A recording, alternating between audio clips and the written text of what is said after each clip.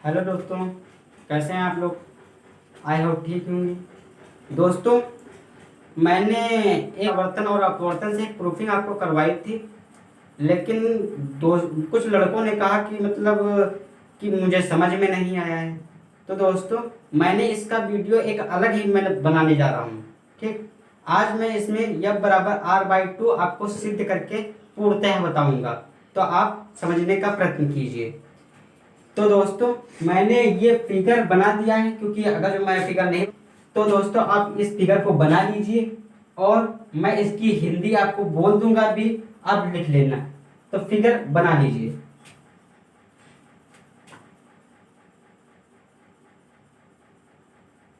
दोस्तों, शायद आपने फिगर बना लिया होगा, अगर नहीं बनाया है तो वीडियो को पॉज कर दीजिए और बना लीजिए।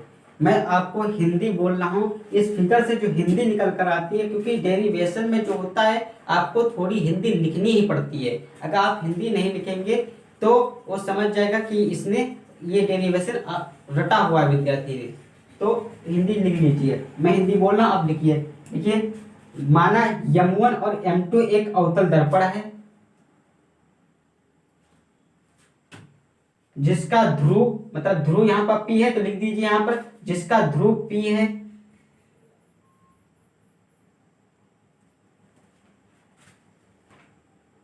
वक्रता केंद्र C है, वक्रता केंद्र C है, और फोकस दूरी जो दिया है वो F दी है, तो लिख दीजिए फोकस दूरी F है। मुख्य अक्ष के समांतर, यहाँ मुख्य अक्ष सबके समांतर है, तो लिख दीजिए यहाँ मुख्य अक्ष के समांतर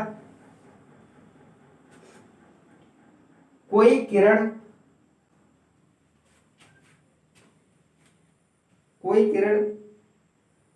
बी दर्पण पर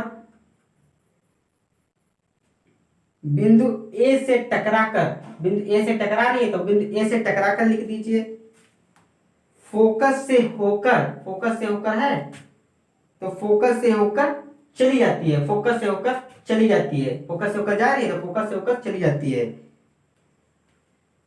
दूसरी जो किरण है, लिख दीजिए दूसरी किरण वक्रता केंद्र से होकर चली जाती है, वक्रता केंद्र से होकर जा रही है, जो अविलंब का कार्य कर रही है। इतनी आपको हिंदी लिखना ही है। फिर आपको मैं डेरिवेशन आगे करा रहा हूं, आप नोट करिए।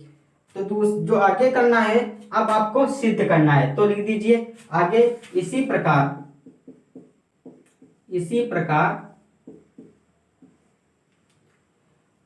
कोण BAC, ये कोण BAC बराबर हो जाएगा कोण CAF के, कोण CAF के। क्यों बराबर होगा? क्योंकि यह परावर्तन के नियम से होता है। तो यहां पर लिख दीजिए परावर्तन के नियम से। दूसरी जो होता है, दूसरी कंडीशन आपको लिखने की, दो कंडीशन आपको दिखानी ही पड़ेंगी। कोण BAC बराबर हो जाएगा कोण ACF। क्यों बराबर होगा? क्योंकि ये दोनों एकांतर कोण है आपस में, लिख दीजिए एकांतर कोण।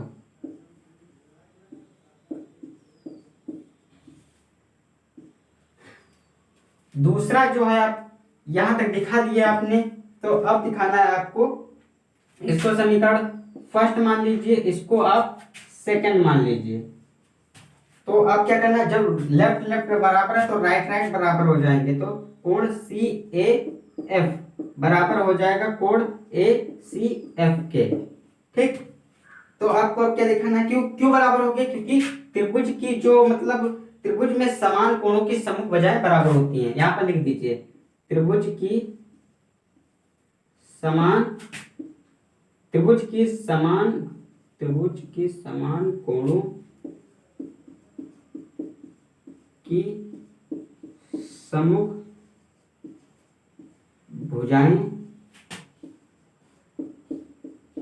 बराबर होती हैं।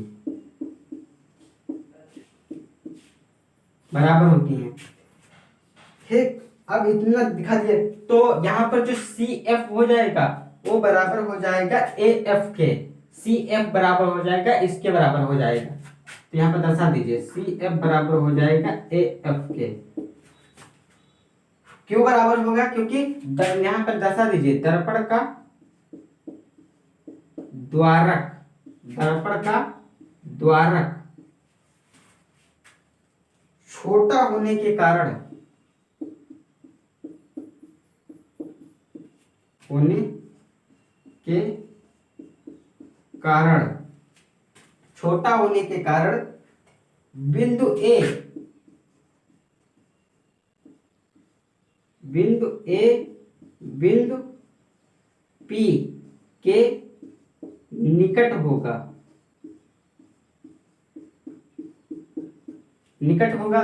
तो जब बिंदु ए जो होगा बिंदु पी के निकट होगा तो ए बराबर हो जाएगा पी के। तो आप इतना नोट कर लीजिए क्योंकि आगे आपको दिखाई नहीं देगा, मैं इसे अभी रफ कर दूंगा।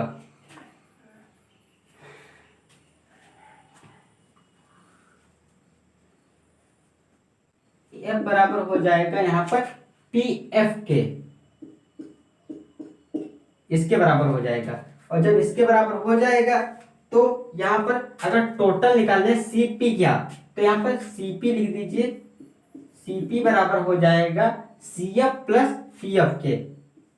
सी एफ प्लस मतलब इतना योग हो जाएगा और इसका इतना योग हो जाएगा पी एफ के। ठीक, आपने दर्शाया कि सी एफ बराबर होता है ए एफ के। तो यहाँ पर जहां सी एफ है वहां ए एफ रख दीजिए। सीपी बराबर होता है, यहाँ पर सी एफ बराबर ए एफ है तो ए एफ है, जहां सी एफ लिखा वहां ए एफ रख दीजिए। तो ए एफ हो गया प्लस यहाँ पर होगा पी एफ। अब पी एफ हो गया, अब जहाँ ए है वहां पर, जहाँ ए है वहां पर पी रख दीजिए। तो सी पी है तो यहाँ पर ए है, यहाँ पर पी एफ रख देंगे और ये हो जाएगा पी एफ। ठीक, तो सी पी बराबर हो जाएगा 2 पी एफ के, 2 पी एफ के। ठीक, अब जब 2 पी एफ के हो जाएगा तो सी पी बराबर कितना दिया है? सी पी बराबर दिया है आर, टोटल चीज दी है ये आर, तो ये हो जाएगा आर। और यहाँ पर वो एफ दिया है तो ये हो जाएगा 2 एफ के। ठीक, तो यहाँ से निकल जो एफ बराबर निकल कर आएगा, एफ बराबर ये हो जाएगा आर बाई 2। यही आपको प्रूफिंग करनी थी, तो आप इसे नोट कर लीजिए।